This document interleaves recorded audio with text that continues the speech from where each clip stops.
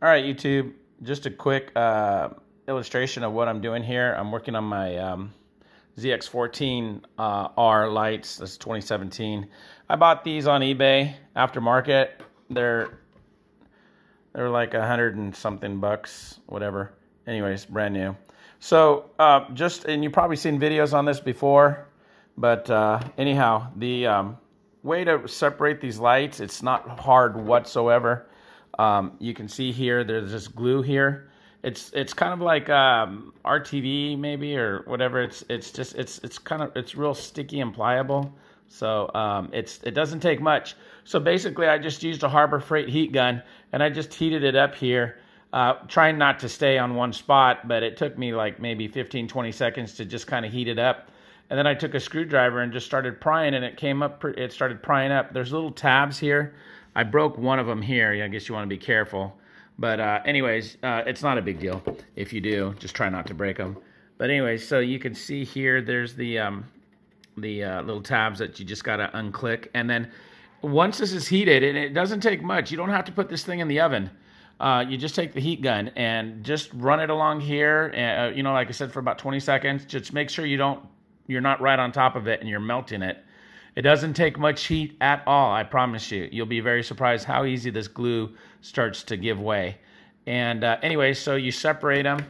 And so I'm going to be installing the halos, as you might have seen in my other video. So I measured these here. These were 80 millimeters. So I ordered the 80 millimeters. But the problem is that it only fits, as you can see, this is 80 millimeters.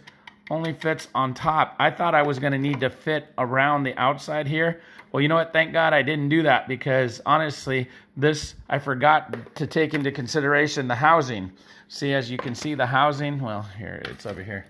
The housing, it wouldn't have allowed me to see the halo, because if I'd done it like I thought I was going to need to, it wouldn't have worked.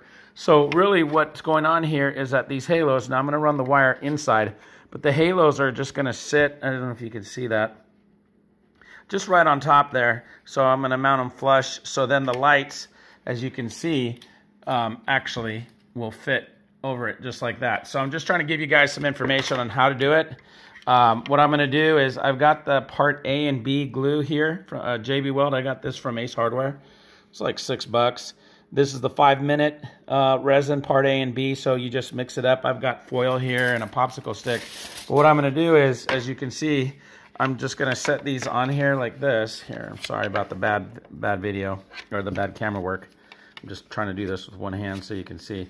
Now, mind you, the cable's going to run behind on the inside. But basically, I'm going to push it flush, and then what I'll do is just add glue around here without, hopefully, keep it from seeping on the other side.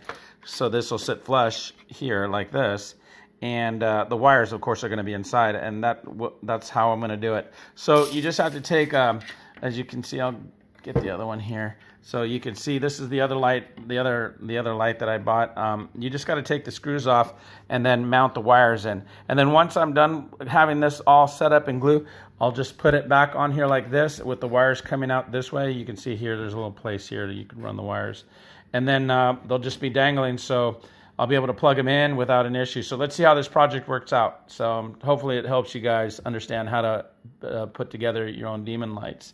And then here are the lights I'm going to be using. These are the Cree lights with the, and then of course the color chip, I don't know if you can see that, is on the bottom. See the yellow Cree light?